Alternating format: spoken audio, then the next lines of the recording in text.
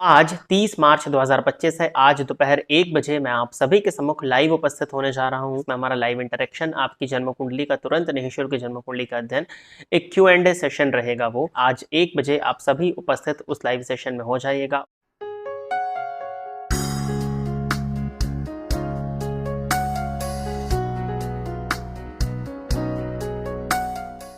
नमस्कार, स्वागत है आपका प्रोफेशनल एस्ट्रोलॉजी पर। मैं यशराज तिवारी आज आप सभी के सम्मुख उपस्थित हुआ हूं आप सभी दर्शकों की जन्म कुंडली का निःशुल्क अध्ययन करने के लिए। निःशुल्क जन्म कुंडली अध्ययन की सीरीज में आज तक 203 कार्यक्रम बन चुके हैं और इस सीरीज का जो आज का कार्यक्रम होने वाला है ये 204 नंबर का कार्यक्रम होने वाला है। साथ ही साथ इस सीरीज में आज तक 1008 लोगों की जन्म कुंडली का अध्ययन निःशुल्क रूप से किया जा चुका है और आज के इस कार्यक्रम की जो पहली जन्म कुंडली होगी ये 1009वें नंबर की जन्म कुंडली होने वाली है। यदि आप इस कार्यक्रम को देखते हैं और इस कार्यक्रम के माध्यम से आपका कुछ भी लाभ होता है तो आप इस वीडियो को लाइक करें, साथ ही साथ इस चैनल को सब्सक्राइब करें ताकि इन फ्यूचर जो भी कंटेंट मेरे द्वारा इस चैनल पर अपलोड किया जाता है उसका नोटिफिकेशन आपको मिलता रहे। यदि इस कार्यक्रम के माध्यम से आपका कुछ भी लाभ होता है तो आप इस वीडियो को ज़्यादा से ज़्यादा लोगों के साथ में शेयर करें ताकि और भी लोगों का लाभ हो और उसका माध्यम आप सभी दर्शक बने। जैसा कि आप सभी दर्शक जानते हैं कि हमारे इस चैनल पर इस निःशुल्क जन्म कुंडली अध्ययन के कार्यक्रम के जब 200 एपिसोड्स कंप्लीट हुए थे तो मैंने कहा था कि मैं आप सभी दर्शकों के सम्मुख लाइव उपस्थित रहूंगा जिसमें हमारा लाइव इंटरेक्शन आपकी जन्म कुंडली का तुरंत निःशुल्क जन्म कुंडली का अध्ययन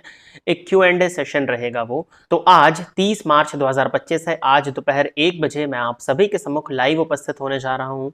तो अवश्य ही ये प्रोग्राम तो आपको 10 बजे मिला है, आज 1 बजे आप सभी उपस्थित उस लाइव सेशन में हो जाइएगा। उसका नोटिफिकेशन भी आपको देखने में मिल जाएगा। आप लाइव सेशन के सेक्शन में जाकर के नोटिफाई मी पे क्लिक कर दीजिएगा। बाकी 1 बजे मैं आप सभी के सम्मुख लाइव उपस्थित हो रहा हूँ तो अवश्य ही उस लाइव सेशन में सम्मिलित हो जाएगा। यदि आप भी अपनी जन्म कुंडली का अध्ययन मेरे द्वारा इस निःशुल्क जन्म कुंडली अध्ययन के कार्यक्रम के माध्यम से निःशुल्क रूप से कराना चाहते हैं तो आप अपनी बर्थ डिटेल्स जैसे कि आप अपना नाम, अपने जन्म की तिथि, अपने जन्म का समय और अपने जन्म का स्थान, ये चारों ही चीज़ें किसी भी एक स्पेसिफिक प्रश्न के साथ में इसी वीडियो के कमेंट सेक्शन में दे दीजिए। आपकी डिटेल्स को देने के 1.5 से 2 महीने के बाद में आपकी जन्म कुंडली का अध्ययन मेरे द्वारा ठीक इसी प्रकार से YouTube पर वीडियो बना करके निःशुल्क रूप से किया जाएगा। यदि आप जानना चाहते हैं कि आपका आने वाला मंथ कैसा होने वाला है, शनिदेव का राशि परिवर्तन प्रभाव आपके लग्न एवं आपके राशि के लिए क्या फल को लेकर के आ रहा है, तो हमारे इस चैनल पर इन सभी टॉपिक्स पर वीडियो अपलोड ऑलरेडी किया जा चुका है। इस वीडियो के डिस्क्रिप्शन बॉक्स में आपको शुरुआत में 2 प्लेलिस्ट का लिंक देखने में मिलेगा। इन दोनों ही प्लेलिस्ट के लिंक को क्लिक करते ही आप अपने पूरे वर्ष का, आप अपने पूरे मंथ का, साथ ही साथ अपना जो ये ग्रहों का राशि परिवर्तन प्रभाव होता है इनका हाल अपने लग्न एवं अपने राशि के अनुसार जान सकते हैं। साथ ही साथ क्या उपाय आपको करना चाहिए जिनसे इन ग्रहों का साथ आपको मिले और इन ग्रहों का शुभ परिणाम आपको प्राप्त हो सके, वो भी उन वीडियोस के अंत में बताया जा चुका है। तो अवश्य ही इस कार्यक्रम को देखने के बाद में उस प्लेलिस्ट को चेक कर लीजिएगा। और फिर से मैं अपनी बात को दोहरा देता हूँ कि दोपहर 1 बजे आज के दिन 30 मार्च 2025 को, जो कि नवरात्रि का डे 1 है, एक लाइव सेशन लेकर के मैं इस चैनल पर उपस्थित हो रहा हूँ। आप लाइव सेशन में अवश्य ही उपस्थित हो जाइएगा। अब हम बिना विलंब किए अपने आज के इस कार्यक्रम की शुरुआत करते हैं और आज के इस कार्यक्रम की जो पहली जन्म कुंडली है ये स्नेहल जी की जन्म कुंडली है। तो स्नेहल जी आप तैयार रहें, आपकी जन्म कुंडली मैं ले रहा हूँ। स्नेहल मंगरोलिया, डेट ऑफ बर्थ इन्होंने बताया है 10 अगस्त 2022। तो ये इनकी बच्ची की जन्म कुंडली होगी और बच्ची का ही नाम है। सुबह के 8:41 का इनका जन्म है और जन्म स्थान है सूरत, गुजरात।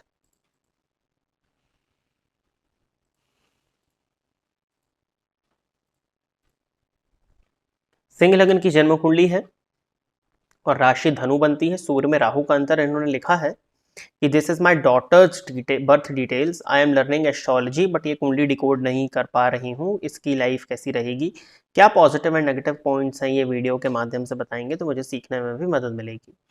देखिए इनकी बेटी की डिटेल्स हैं और ये जैसा कि इन्होंने बताया कि ज्योतिष सीखते भी हैं और बट इनको डिकोड करने में परेशानी जा रही है। अक्सर होता है कि आप अपनी जन्म कुंडली को या अपने लव्ड वंस के, अपने करीबी जन के, अपने परिवार के सदस्यों की जन्म कुंडली को कई बार नहीं समझ पाते हो। उसके पीछे ना बहुत से रीजंस होते हैं। पहला रीजन तो होता है बाइसनेस, क्योंकि यदि कोई नेगेटिव पॉइंट आपको उस जन्म कुंडली में दिख जाएगा लेकिन आप उस व्यक्ति से इमोशनली बहुत ज़्यादा अटैच हैं तो आपका मन उस डायरेक्शन में सोचता ही नहीं है, वो केवल और केवल पॉजिटिव पहलू उस जन्म कुंडली से संबंधित ढूंढता है। लेकिन जन्म कुंडली में पॉजिटिव और नेगेटिव दोनों ही पक्ष देखने में मिलते हैं। कई बार एक ही ग्रह जो कि नेगेटिव इंपैक्ट दे सकता है, वही ग्रह किसी दूसरे मायने से पॉजिटिव इंपैक्ट दे सकता है। जैसे अब आप इनकी जन्म कुंडली को देखिए, ये सिंह लग्न की जन्म कुंडली है और राशि धनु बनती है, तो ये अग्नि तत्व का लग्न है और अग्नि तत्व की राशि है, तो इसको अच्छा माना जाएगा। परंतु लग्नेश 12वें भाव में जाकर के बैठे हैं, जो कि एक त्रिक भाव है। राशिश 8वें भाव में जाकर के बैठे हैं, भले ही वो स्वग्रही है, लेकिन वो भी 8वां भाव एक त्रिक भाव है, तो कहीं ना कहीं ये नेगेटिव इंपैक्ट है। परंतु सूर्य और गुरु का नवम पंचम योग एक पॉजिटिव पॉइंट ऑफ व्यू से देखा जाएगा इसको। तो इस कुंडली को यदि आप समझने का प्रयत्न करें तो लग्नपति का 12वें भाव में जाना ये इस बात को प्रदर्शित करता है कि ऐसा व्यक्ति यदि अपने जन्मस्थान से दूर जाए तो उसको ज्यादा अच्छी सफलताएं देखने में मिल जाएंगी। शुक्र भी 12वें भाव में उपस्थित है इनके लिए, और शुक्र इस कुंडली में तृतीयेश और दशमेश बनते हैं, और जाकर के 12वें स्थान में बैठते हैं। ये भी इस बात को प्रदर्शित करते हैं कि ऐसा व्यक्ति अपने कार्यक्षेत्र के लिए यदि अपने जन्मस्थान से दूर जाता है तो उसको अच्छी सफलताएं प्राप्त होंगी। धन भाव और लाभ भाव के स्वामी बुध लग्न में बैठे हुए हैं, तो ऐसे व्यक्ति को धन कमाने के लिए ज्यादा प्रयत्न पुरुषार्थ नहीं करना पड़ता। धन कमाने के आइडियाज उसके मन में आते हैं, वो कम उम्र में ही धन अर्जन शुरुआत कर देता है। अब इसको महादशा चल रही है सूर्य की, जो कि लग्नेश की दशा है, उसमें राहु का अंतर है, देन गुरु आएंगे जो अष्टम में है, फिर शनि आएंगे जो कि षष्ठेश होकर के षष्ठ स्थान में बैठे हुए हैं। सूर्य में शनि का अंतर और सूर्य शनि का आमने सामने होना, स्वास्थ्य से संबंधित परेशानियां आपको आने वाले समय में देखने में मिलने वाली हैं। इसके साथ ही साथ यदि आप देखते हो तो ये जो चंद्रमा है ये शुभ ग्रह के रूप में दिखाई पड़ रहे हैं, परंतु राहु की दृष्टि से दृष्ट है, तो चंद्रमा पर राहु की दृष्टि का पड़ना और वो पंचम भाव में है, तो कहीं ना कहीं कंसंट्रेशन से संबंधित परेशानियां हो सकती हैं। शिक्षा के दौरान कुछ हद तक परेशानियां देखने में मिल सकती हैं। वैसे दशाएं इसके पक्ष में है, सूर्य चंद्रमा और मंगल, ये तीनों सभी दशाएं, तीनों महादशाएं 2046 तक इनके फेवर में रहेंगी, और 23 की एज के बाद राहु की दशा लगेगी, जो कि बहुत दूर है। ओवरऑल कुंडली मिली जुली है, सार यही निकल करके आता है कि व्यक्ति यदि अपने जन्मस्थान से दूर जाएगा तो इस कुंडली में ग्रोथ है, जन्मस्थान में रहने पर कहीं ना कहीं संघर्ष देखने में अवश्य ही मिलने वाला है। और प्रेजेंटली यदि आप कुंडली को समझना चाहते हो तो सूर्य 12वें हैं और राहु चल रहे हैं उसमें, गुरु आने वाले हैं जो 8वें हैं, शनि आने वाले हैं जो छठे बैठे हुए हैं। दोनों ही ग्रह स्वग्रही हैं, परंतु कहीं ना कहीं स्वास्थ्य से संबंधित परेशानी देंगे, क्योंकि बच्चे की उम्र काफी छोटी अभी है, तो अभी हेल्थ का ध्यान दीजिए। शिव जी की आराधना इनके नाम से संकल्प लेकर के आपको करना चाहिए। आगे बढ़ते हैं, अगली जन्म कुंडली जो है ये ऋषभ जी की है, तो ऋषभ जी आप तैयार रहें, आपकी जन्म कुंडली में ले रहा हूं। डेट ऑफ बर्थ इन्होंने बताया है 20 मई 1995, और जन्म का समय है सुबह के 8:13 और जन्म स्थान है पटना, बिहार।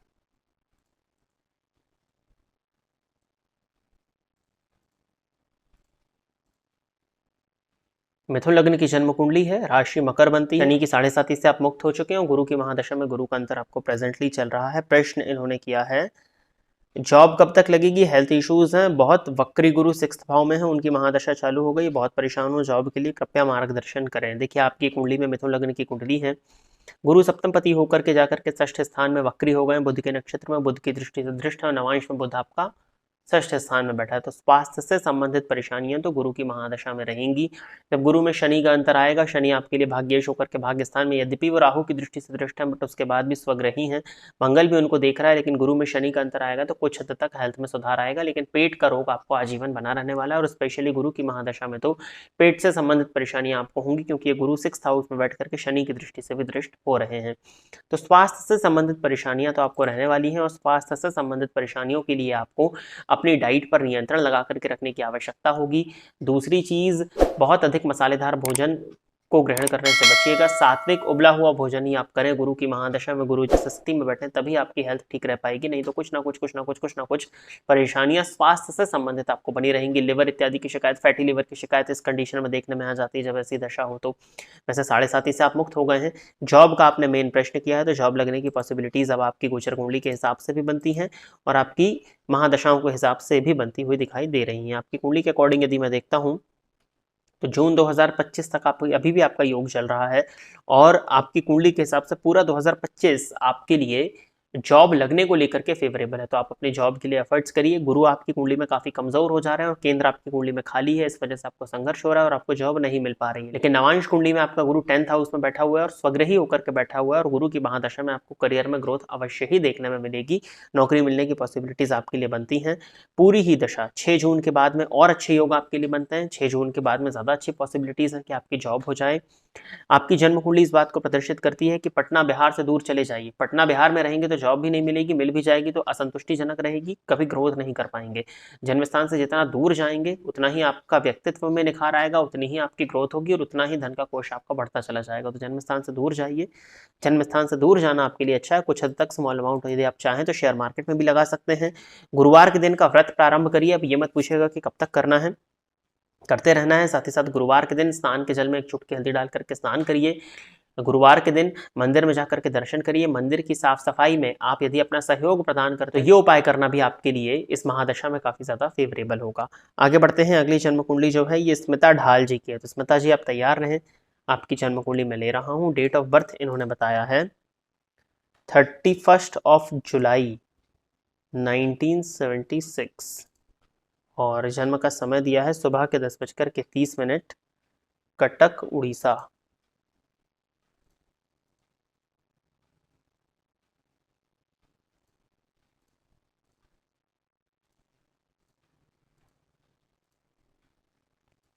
कन्या लग्न की आपकी जन्म कुंडली है, राशि भी आपकी कन्या बनती है और गुरु की महादशा में मंगल का अंतर आपको प्रेजेंटली चल रहा है। इन्होंने पूछा है फ्यूचर में मेरे बच्चों के साथ रिलेशनशिप कैसा रहेगा, मेरी कुंडली में मेरे बच्चों की सक्सेस दिखाई देती है क्या। देखिए बच्चों की सक्सेस के लिए बच्चों की जन्म कुंडली ही देनी चाहिए आपको। आपकी कुंडली में कन्या लग्न की कुंडली है, लग्नेश 12वें बैठे हुए हैं, संतान भाव के स्वामी शनि बनते हैं, 11th हाउस में बैठे हैं अपने ही नक्षत्र में जो कि अपने से 7वें गए हैं। अब सूर्य और शनि ज्योतिष में 3 विच्छेदात्मक ग्रह हैं, राहु शनि और सूर्य। तो 2 विच्छेदात्मक ग्रहों का प्रभाव आपके संतान स्थान पर पड़ रहा है और वहीं गुरु जो कि संतान के कारक हैं वो भी आपके लिए पंचम भाव को देख रहे हैं, परंतु चलित में वो एक घर पीछे जा रहा है। नवांश में आपका गुरु राहु के साथ बैठा हुआ है, तो संतान के साथ में मतभेद रहेंगे, संतान से दूरी रहेगी, संतान के साथ में बहुत अच्छे संबंध आपकी जन्म कुंडली नहीं प्रदर्शित करती है। पहली चीज, अगर बहुत अच्छे संबंध रखना चाहते हैं तो दोनों के बीच में डिस्टेंस रहे, वही अच्छा है। साथ में अगर रहेंगे तो बहुत अच्छे रिलेशंस नहीं रहेंगे, कुछ ना कुछ परेशानी बनी रहेगी, ये आपकी कुंडली साफ प्रदर्शित कर रही है। अब बच्चों की सक्सेस की यदि हम बात करते हैं तो पंचम भाव से पंचम भाव 9th हाउस हो गया आपके संतान का ज्ञान और आपका जो लग्न है वो हो गया आपके संतान का भाग्य। नवम भाव में गुरु हैं तो ये आपके संतान के अंदर नॉलेज की प्रवृत्ति को प्रदर्शित करते हैं और गुरु की दृष्टि आपके लग्न पर पड़ रही है जहां पर चंद्रमा ऑलरेडी बैठे हुए हैं। तो यदि आपके संतान का विवाह हो गया है तो विवाह के बाद में उनके जीवन काल में विकास और सक्सेस आती हुई दिखाई देती है, परंतु आपके और आपके संतान के बीच में यदि हम संबंधों के विषय में चर्चा करते हैं तो वो संबंध बहुत अच्छे होते हुए दिखाई नहीं दे रहे हैं। आगे बढ़ते हैं और एक जन्म कुंडली और ले लेते हैं। इनका नाम है गुरुचरित्र। ठीक है गुरुचरित्र जी आप तैयार रहें, आपकी कुंडली में ले रहा हूं। 12 मई 1995 और रात के 2 बजे का जन्म है। जन्म स्थान है पुणे महाराष्ट्र। कुंभ लग्न की कुंडली है, राशि बनती है कन्या, राहु की दशा में मंगल का अंतर और शनि मंगल आमने सामने बैठे हैं। प्रश्न इनका है कौन सा बिजनेस करूं। लग्नेश लग्न में है और व्यापार का स्वामी उच्च का है, बिजनेस कर सकते हैं। राहु की दशा आपको चल रही है। आपकी कुंडली के अकॉर्डिंग यदि देखा जाए पार्टनरशिप का बिजनेस नहीं चलने वाला, जो भी बिजनेस करें इंडिपेंडेंट करें, व्यवस्था ना हो तो जॉब कर लें। इंडिपेंडेंट बिजनेस करेंगे वही चलेगा, पार्टनरशिप का बिजनेस तो तुरंत टूटेगा। लग्न सूर्य और चंद्रमा, शनि और ठीक है, और अगर मैं यहाँ से काउंट कर लेता हूँ तो 7 8 9 10 और बुध, बुध से संबंधित बिजनेस आपको करना चाहिए। बैंकिंग की जॉब करना चाहे तो कर सकते हैं। Accountancy, finance, consultancy, general stores का बिजनेस आपकी कुंडली में बनता है।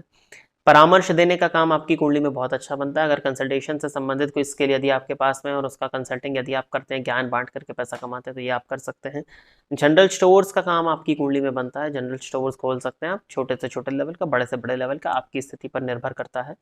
तो ये कुछ बिजनेस है। गुरु से संबंधित व्यापार भी आपकी कुंडली दिखाती है, गुरु से संबंधित व्यापार भी आप कर सकते हैं, जैसे शिक्षा का व्यापार हो गया, पूजा पाठ से संबंधित जो है उसका बिजनेस हो गया, स्टेशनरी की शॉप का बिजनेस आप कर सकते हैं और सब्जियों का बिजनेस भी आपकी कुंडली में बनता है। बड़े लेवल पे सब्जियों का भी व्यापार होता है तो वो भी आपके द्वारा कराया जा सकता है, इससे आपको लाभ देखने में मिलेगा। लेकिन जो भी बिजनेस करें इंडिपेंडेंट आपका होना चाहिए।